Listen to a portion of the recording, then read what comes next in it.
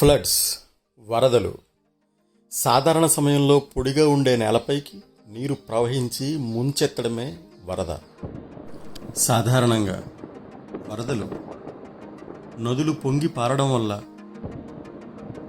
ఆనకట్టలు బద్దలవడం వల్ల, మంచు కరగడం వల్ల లేదా విపరీతమైన వర్షాల వల్ల సంభవిస్తాయి.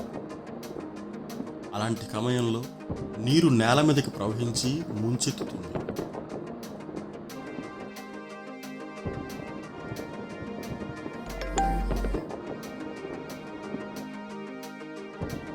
వరదలు ప్రాణ నష్టాన్ని, ఆస్తి నష్టాన్ని కలిగించడమే కాకుండా భవనాలను, వంతెనలను, రహదారులను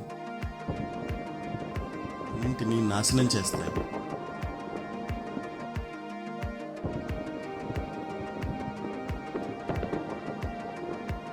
వరద తీవ్రత క్రమంగా తగ్గిన తర్వాత కూడా పండిన పంటనంతా నాశనమై ఉండడం, కొత్త పంట వేయడానికి భూమి అనుకూలంగా లేకపోవడం, రోగాలు వంటి నష్టాలని మనం ఎదుర్కోవాల్సి వస్తుంది. 1991లో బంగ్లాదేశ్లో వచ్చిన వరదను చూడండి.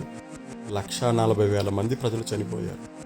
గ్రీన్ హౌస్ ప్రభావం, గ్లోబల్ వార్మింగ్ల వల్ల కూడా వరదలు పెరుగుతాయి. వరదల నుండి సంరక్షణ, నివారణ కోసం ప్రణాళికలు తప్పనిసరి. లేదంటే ఒకరోజు మనం శరణార్థులుగా మారే అవకాశం ఉంటుంది. కనుక తెలుసుకోవాలి, జాగ్రత్త పడాలి.